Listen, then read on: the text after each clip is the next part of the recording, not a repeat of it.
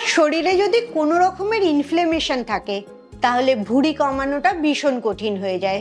Inflation শুধুমাত্র তোমার মেটাবলিজমটাকে ধীরে করে দেয় তাই নয়, তোমার পেটেও অনেক চর্বি জমিয়ে দেয়, আর যেটা ঠিক করা খুব কঠিন হয়ে যায়। তাই আজকের ভিডিও থেকে জানতে পারবে এমন কোন খাবারগুলো খেলে তোমার ইনফ্লেমেশন কমে যাবে আর তুমি খুব সহজেই তোমার ভুঁড়ি কমাতে পারবে, ওজন কমাতে পারবে। এটাও জানতে পারবে ইনফ্লেমেশন ব্যাপারটা আসলে কি। তাই পুরো ভিডিওটা শেষ অবধি দেখো। Welcome to good life with Sukanya. আমি লাইফস্টাইল কারেকশন কোচ। আমার প্রোগ্রামে রোজ দেশ বিদেশ থেকে বহু মানুষ যোগ দিচ্ছে, তাদের মানসিক স্বাস্থ্য, শারীরিক স্বাস্থ্য ভালো করে একটা নতুন জীবন ফিরে পাচ্ছে। তুমিও যদি এই প্রোগ্রাম সম্বন্ধে জানতে চাও, আমার 2 ঘন্টার জুমে ওয়ার্কশপ জয়েন করতে চাও, তাহলে এক্ষুনি নিচের হোয়াটসঅ্যাপ নাম্বারে LCW এই কথাটা লিখে হোয়াটসঅ্যাপ করো। ইনফ্লেমেশন আসলে শরীরের একটা প্রাকৃতিক ক্রিয়া। যখনই তোমার ইনফেকশন হবে বা তুমি কোথাও চোট পাবে, তখনই সেই জায়গাটা ফুলে যায়, গরম হয়ে যায়, যাতে তোমার শরীর সেই অসুখটাকে তাড়াতাড়ি সারিয়ে দিতে পারে। এটা ইমিউন সিস্টেমেরই একটা মেকানিজম, যেটা তোমাকে প্রোটেক্ট করার জন্যে। তোমার যে ক্ষতগুলো আছে, যে কোষগুলো নষ্ট হয়ে গেছে, সেই কোষগুলোকে ঠিক করার জন্যে এবং তাড়াতাড়ি করে তোমাকে আবার সুস্থ জায়গায় ফিরিয়ে আনার জন্যে। তাই ইনফ্লেমেশনটা আসলে তোমার ভালো করার কাজেই আসে।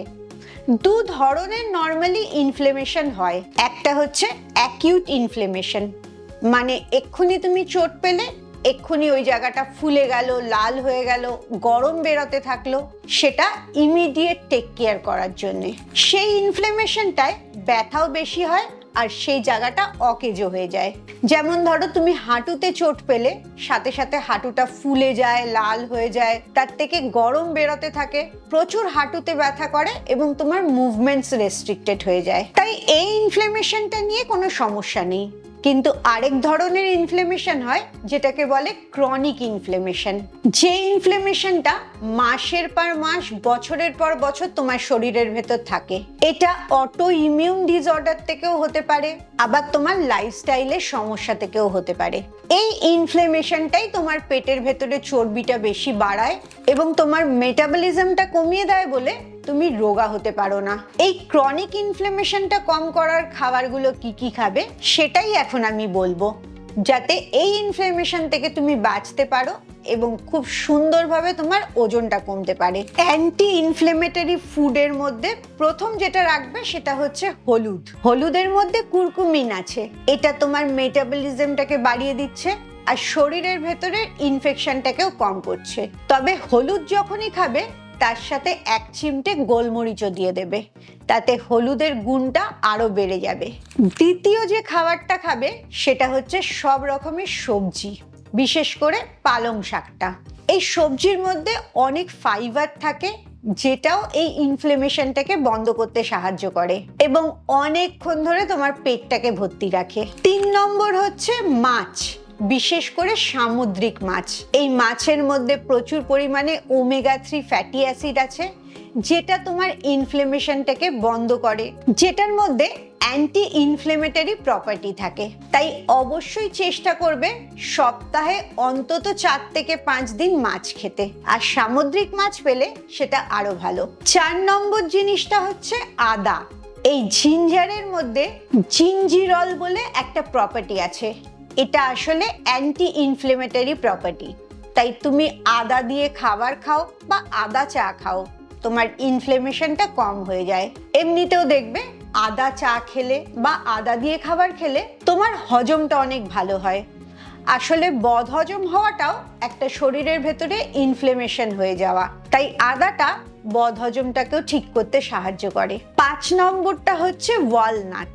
এই আখরোটটার মধ্যে ওমেগা 3 আছে এবং প্রচুর পরিমাণে অ্যান্টিঅক্সিডেন্টও আছে, যেটাও তোমার ইনফ্লেমেশনটাকে কম করতে সাহায্য করছে। তাই দিনে অন্তত একবার একটা ওয়ালনাট খাওয়ার চেষ্টা করবে।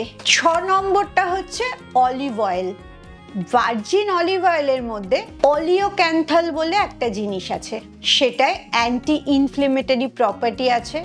এমনকি তোমার কোথাও ব্যথা বেশি হলেও এই অলিভ অয়েলটা সেখানে ব্যথা কমাতে সাহায্য করে। তাই স্যালাড ড্রেসিং এর মধ্যে বা রান্নার মধ্যে এই অলিভ অয়েলটা নিয়মিত ব্যবহার করার চেষ্টা করবে। 7 নম্বর হচ্ছে গ্রিন টি।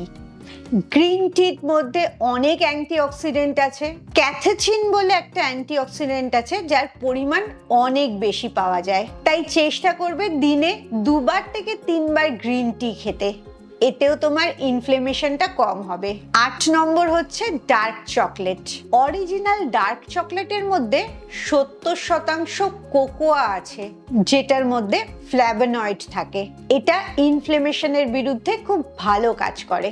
তাই যখন একটু মিষ্টি খেতে ইচ্ছে হবে বা মানচিং করতে ইচ্ছে হবে, ছোট এক টুকরো ডার্ক চকলেট তুমি খেতে পারো। তবে মাথায় রাখবে, যেহেতু এর ক্যালোরিটা বেশি থাকে, তাই খাবার পরিমাণটা অনেক কম করবে। আর সারাদিন ধরে একটু পরপরই ডার্ক চকলেট খাবে না, দিনে একবার খেলে ঠিক আছে। বিশেষ করে টিফিন টাইমে বা ইন বিটুইন খাবারে যদি একটু ক্রেভিং হয়, তখন ছোট একটা টুকরো ভেঙে খেতে পারো। এই 8টা অ্যান্টি ইনফ্লেমেটরি খাবার তুমি যে কোনো ভাবেই সারাদিনে ব্যবহার করতে পারো, বা এক এক দিন এক একটা খাবার ব্যবহার করলে। কিছু টিপস আমি বলতে পারি, যেমন স্যালাডের ড্রেসিং হিসেবে তুমি অলিভ অয়েল দিতে পারো। আবার রাত্রিবেলা তুমি দুধ খেলে সেই দুধের মধ্যে হলুদ আর 1 চিমটে গোলমরিচ দিয়েও খেতে পারো। ব্রেকফাস্টের পরে বা লাঞ্চের পরে তুমি গ্রিন টি খেতে পারো।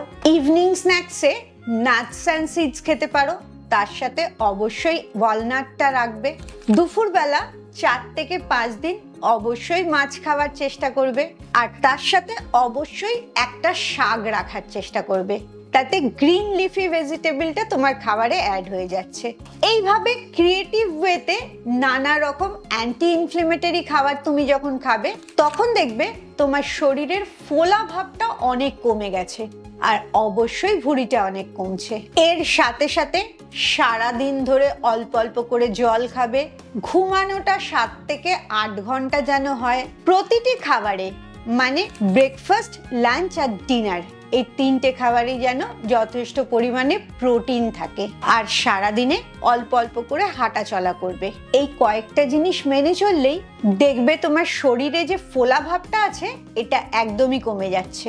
আর অনেক সহজে তুমি ওজন কমাতে পারছো, পেটের চর্বি কমাতে পারছো। এই 8টা খাবারের মধ্যে কোন খাবারটা তুমি নিয়মিত খাও, অবশ্যই আমাকে কমেন্টসে জানাও। খুব ভালো থাকো, মানসিক আর শারীরিকভাবে একদম সুস্থ থাকো। আবার পরের ভিডিওতে তোমাদের সাথে দেখা হচ্ছে।